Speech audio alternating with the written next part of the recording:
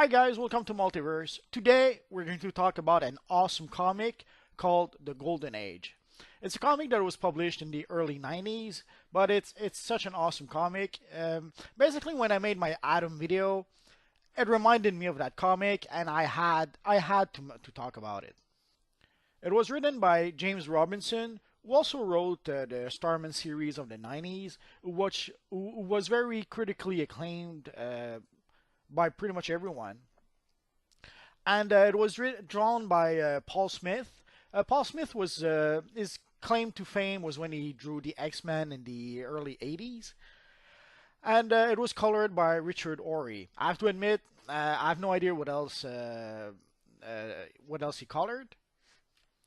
This was one of the great series of the 90s, and somehow it was always a bit undervalued. It didn't reach the popularity that it should have. And even though it followed Watchmen, and it did what many tried to do following Watchmen. Many tried to recreate Watchmen by having dark stories and lots of violence and sometimes even sex. Here they followed Watchmen by doing what Watchmen did. They told an adult story, but an adult story in the sense that it was a mature story with mature theme, as opposed to having sex and gore and violence. There was a bit of gore here and there, but it wasn't the focus of the series. Basically, what this series did was it bridged the gap between the Golden Age and the start of the Justice League of America. It may sound familiar because basically the New Frontier pretty much covered the same time period, but they went totally in different directions. The fact that it's linking the Golden Age to the Silver Age, that's pretty much the only link, and some of the characters that they're using. Some of the characters they're using are the Golden Age Atom, which is why I thought of that series. Basically, when I made my Atom video with Al Pratt, it reminded me that Al Pratt played a somewhat important role in the Golden Age. But there were other characters also, like the Green Lantern Alan Scott, Johnny Quick, Liberty Bell, and a whole cast of characters. Manhunter. I was kind of familiar with the character of Manhunter. I knew that it was a character that had been created by Kirby, and I sort of vaguely knew who the character was. But it's in the Golden Age that I really got to know the character of Paul Kirk, also known as the Manhunter. Some of you guys may be familiar with his clone that was later on used by Walter Simonson and Archie Goodwin, if I'm not mistaken, in a series called Manhunter, which was a backup feature in Detective Comics for a while, and it was later on collected as a trade paperback. Which is pretty much what inspired me when I wanted to make a Red Lantern character. Basically, I pretty much made a cross between Manhunter, the character created by Kirby, and the Manhunter that would follow, that became some sort of robot army that was created by the Guardians of the Galaxy. The Guardians of the Universe, sorry.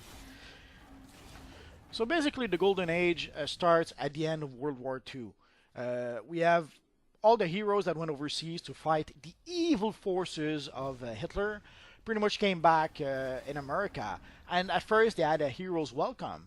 But then once you come back to America and you're one of the masked mystery men who helped win the war, what's waiting for you in America afterwards? What do you do once the war is over?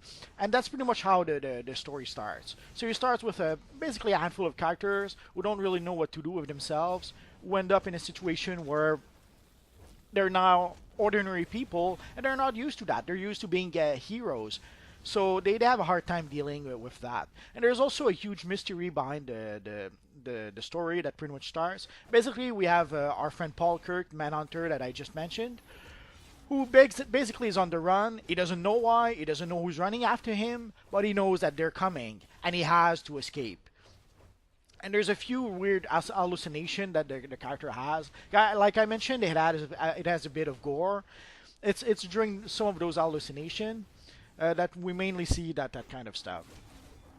Or there might be a tiny bit of blood here and there, but it's pretty much PG-13, especially compared to today's standards. So we have the heroes who came back from the war, don't know what to do with themselves. We have Paul Kirk running for his life and knowing that something is going on and he has to warn someone, and that's pretty much how our story starts. And the way the story evolves and the way the story gets developed, and also the way you get to learn about the characters, really masterfully done. I'm trying to avoid spoilers as much as possible because I want you guys to be able to enjoy that series. I'm sure you can get the trade paperback for fairly cheap on Amazon, I suppose. As you know, my Green Lantern is modeled after Alan Scott. And spoiler alert, whenever I use my light shield, my energy shield, I can't help but think of this moment in the comic. This moment. Whenever I use my light shield, this is what I see in my mind's eye. So again, this is basically a story about heroes coming back from the war and settling back into their new lives once the war is over, but with this great mystery weaved into the tale. So we'll stop here before I spoil you anything important. But again, go ahead and read this comic. You will not regret it. And hopefully you guys will enjoy it as much as I did. So that's pretty much it for now, guys. I don't usually do these kind of videos, but I thought for this comic it would be worth it. And there's probably a handful of comics that I could talk about and suggest to you in the future. I guess we're gonna have to wait and see. So that's pretty much it for now, guys. So as always, thank you for watching, and hopefully I'll see you guys next time. Bye bye.